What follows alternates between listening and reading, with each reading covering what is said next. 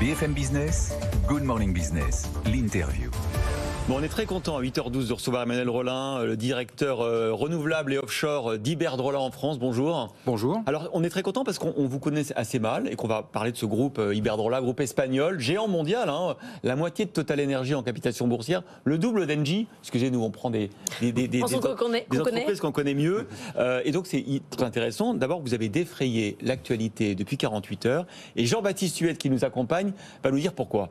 Iberdrola, effectivement, vous l'avez dit, hein, c'est un énergéticien de poids, 6 centrales nucléaires, des centrales à gaz, qui dispose en Europe, aux États-Unis, en Amérique du Sud, de grosses capacités de production éolienne, solaire, éolienne offshore aussi, il y a aussi des barrages, donc c'est un gros producteur d'électricité, 69 milliards de valorisation en bourse, et donc malgré tout, Iberdrola commercialise des offres d'électricité en France, et donc de l'électricité qui est achetée sur les marchés. Et évidemment, vous l'avez tous vu, devant l'incroyable volatilité des cours ces derniers mois, eh bien, le groupe dit aujourd'hui, changez d'opérateur, là, au renouvellement de vos contrats, ça va pas être possible, vos factures vont doubler, voire tripler.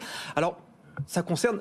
Vous allez nous le dire, hein, ça concerne 10 000 clients, c'est-à-dire c'est 2% des clients d'Iberdrola France, donc c'est pas si considérable que ça. Qu'est-ce qu'ils ont alors, ces 10 000 clients, ces 10 000 contrats de particuliers pour que vous leur disiez vous feriez mieux d'aller voir ailleurs? Alors, ce sont des clients qui ont des contrats avec un tarif qui est garanti et qui arrive à échéance en octobre 2022. D'accord. Donc vous ne renouvelez pas leur contrat, vous ne mettez pas fin de manière unilatérale au contrat? Alors, il y a normalement une tacite reconduction de ce contrat, mais avec la possibilité d'adapter le tarif. Donc, il y a un an, le marché de l'énergie était complètement différent. Là, nous serions obligés de répercuter la hausse qui est astronomique du coût de l'électricité. Et donc, il y a un fort risque pour nos clients. Si nous ne faisions pas ça, et si le contrat était renouvelé de façon tacite, eh ben, la facture de fin octobre serait extrêmement élevée. Donc, il existe des solutions sur le marché avec des contrats avec des tarifs réglementés et c'est l'option que nous proposons à nos clients. Ça veut quand même dire, vous dites, moi j'ai pas envie d'assumer le tarif réglementé français, j'ai pas envie de m'indexer sur ce tarif-là parce qu'il est juste pas possible par rapport à mes coûts. Donc allez voir EDF ou allez voir d'autres opérateurs qui... Mais bon, si tout le monde faisait comme vous, plus personne n'aurait accès à un tarif réglementé et capé. Alors, c'est vrai qu'il y a un vrai problème aujourd'hui dans le marché de l'énergie en France.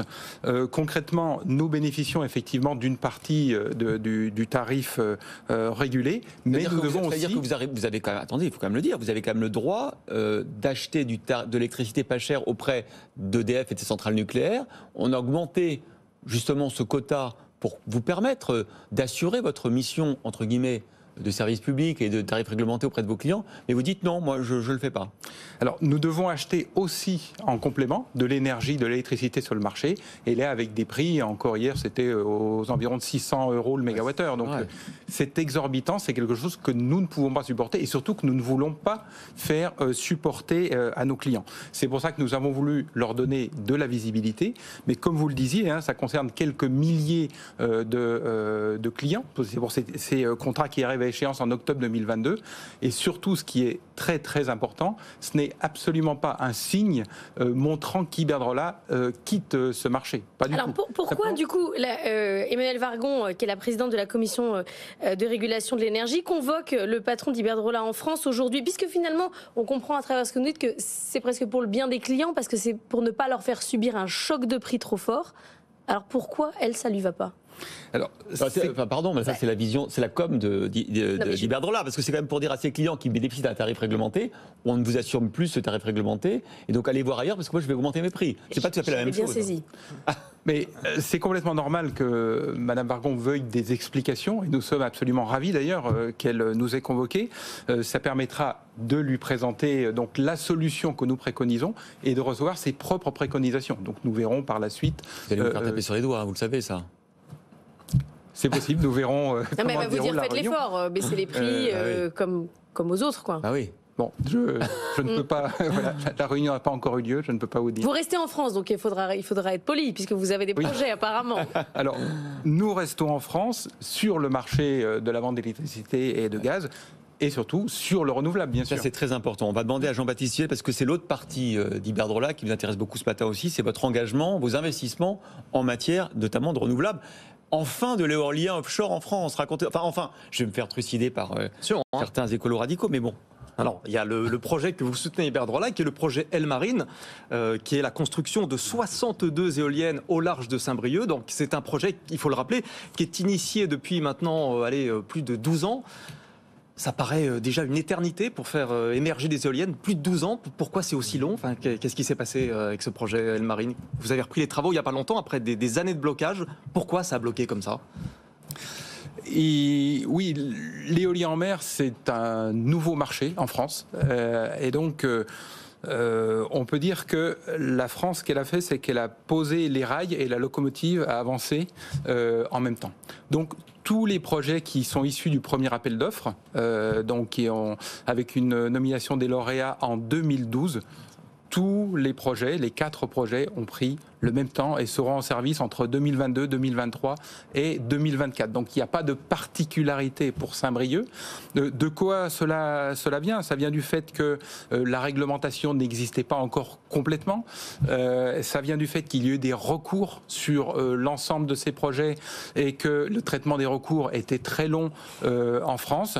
Mais maintenant, nous sommes vraiment en phase d'exécution du projet. Donc les travaux ont commencé en 2021. Cette année, ils se déroule extrêmement bien.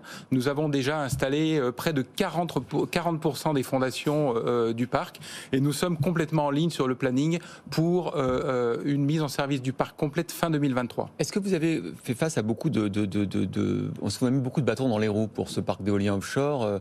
La présidente de l'association de défense des coquilles Saint-Jacques, Laure Closier, par exemple, s'émeut beaucoup de la survie des coquilles Saint-Jacques au pied des éoliennes. Non, mais tous les recours ne sont peut-être pas idiots. Non. Peut-être qu'ils le sont, mais ils ne le sont peut-être pas tous. Non, les coquilles Saint-Jacques, qu'est-ce qu'elles deviennent alors? Les recours, c'est un droit fondamental. Donc, on est d'accord. Voilà. Après, ce qu'il faut, c'est que leur traitement soit beaucoup plus rapide. Puisque nos premiers recours, on les a eus en 2012 et ils ont été purgés en 2019. Donc 7 ans, c'est un peu long. Jean-Baptiste, vous disiez que vous avez dû poser des capteurs sur les coquilles Saint-Jacques, c'est vrai? Oui, tout à fait. C'est un projet, nous devions être absolument vertueux au niveau environnemental et en particulier répondre aux questions des pêcheurs. Il faut rappeler qu'il y a un enjeu pêche très important en baie de Saint-Brieuc. Il y a pratiquement 300 bateaux qui pêchent en particulier, pas seulement, mais en particulier la coquille Saint-Jacques. Donc nous avons adopté certaines mesures. Par exemple, le champ a été éloigné de 6 km au nord pour éviter la zone principale de coquille Saint-Jacques. Nous avons aligné les éoliennes dans un sens qui permettra de continuer la pratique de pêche. Nous allons également enterrer les câbles dans le sous-sol, les câbles interéoliennes, ce qui permettra de continuer à pêcher. Mais le dernier problème, c'était quel est l'impact sur ce qu'on appelle la ressource, donc sur, entre autres, la faune. Et dans ce cas-là, donc les coquilles Saint-Jacques, les poissons, les crustacés. Et je vous parle du beluga. Non. Le beluga. Alors Parce qu'une des raisons pour lesquelles le beluga était dans la Seine, ce seraient les travaux de l'éolien offshore. Vraiment? Absolument. Je vous dis ça, c'est une des pistes, Christophe. On suivra ce dossier avec attention. J'ai vu effectivement dans les différentes interviews que c'était une des hypothèses qui était donnée. Alors ça ne concerne pas Saint-Brieuc, nous on n'est pas à l'embouchure de la Seine. Je tiens quand même à dire, un beluga, c'est pas dans la Manche normalement. Donc déjà, s'il était dérouté jusque dans la Manche, c'est pas l'impact des parcs éoliens. Et après, ça resterait à prouver. Mais puisqu'on est sur la question des recours administratifs, on a bien compris qu'en France c'était long, qu'il fallait plus de temps pour regarder tous ces recours, et puisqu'il y avait beaucoup d'autorisations à demander. Mais est-ce que votre temps industriel est désormais suffisamment court pour répondre à une demande très vite, une fois qu'on dit on va mettre ce parc éolien à tel endroit? C'est quoi votre temps industriel? En fait, ce que nous avons dû faire, nous avons continué à investir en parallèle avec les recours. Il n'y avait pas d'autre solution. Si nous avions attendu donc fin 2019 pour que le projet soit la dernière décision du Conseil d'État, là effectivement la mise en service n'aurait pas eu lieu fin 2023, mais peut-être fin 2025 ou 2026. Donc nous avons continué à travailler en parallèle, nous avons pris des risques très importants, puisque jusqu'à cette fameuse date où le projet a été purgé, on avait déjà investi 100 millions d'euros. Et donc maintenant, nous sommes complètement en ligne sur le planning. tous les éléments, et en particulier la chaîne industrielle, la chaîne d'approvisionnement industrielle en France, puisque le projet a permis de créer des usines, entre autres l'usine de Siemens Gamesa au Havre, où seront fabriquées les éoliennes. C'est la commande du projet de Saint-Brieuc qui a provoqué la construction de cette usine. La première implantation industrielle pour l'éolien en mer sur le polder du port de Brest, c'est aussi grâce au projet de Saint-Brieuc. Et là, c'était pour fabriquer des éléments des fondations. Donc tout cela est en place et maintenant, le chantier se déroule extrêmement bien et les productions aussi se déroulent extrêmement bien. Jean-Baptiste. Iberdrola, vous avez une activité mondiale, hein, on l'a dit, vous êtes au Brésil, vous êtes en Amérique, enfin, au Mexique, vous êtes en Grèce, vous êtes absolument partout dans le monde. Est-ce que vous avez donc un regard transversal sur les projets que vous pouvez monter à travers le monde? Est-ce qu'il y a une spécificité française? Est-ce que vous rencontrez des problèmes en France que vous ne rencontrez nulle part ailleurs? Et j'ajoute une assise, le gouvernement va dans quelques jours mettre sur la table un projet de loi pour essayer de favoriser, de raccourcir les délais, d'accélérer un petit peu. Est-ce que ça, j'imagine que vous allez me dire oui, mais est-ce que ça va dans le bon sens pour vous? Est-ce que ce projet de loi est assez puissant? Comment vous voyez les choses? Il y a une spécificité française dont on parle depuis le début de l'interview, ce sont les recours. C'est vraiment un sport national. Il y a des opposants qui sont extrêmement bien organisés, extrêmement bien conseillés et avec des recours systématiques. Ça, on ne le voit pas dans d'autres pays. Après, il y avait un problème qui était le traitement des recours, la durée de traitement. Et là, l'État s'y attaquait depuis des années maintenant. Il y a encore des mesures qui sont d'ailleurs proposées dans cette loi d'accélération et qui vont dans le bon sens. Mais maintenant, les recours ne deviennent plus trop un problème puisqu'ils seront, et je répète, c'est un droit fondamental. Mais le problème, c'était la durée de traitement. Là, maintenant, c'est sous contrôle puisque nous irons directement pour l'offshore, concernant l'offshore, au Conseil d'État qui, en premier et dernier, ressort. Donc ça, c'est une des spécificités.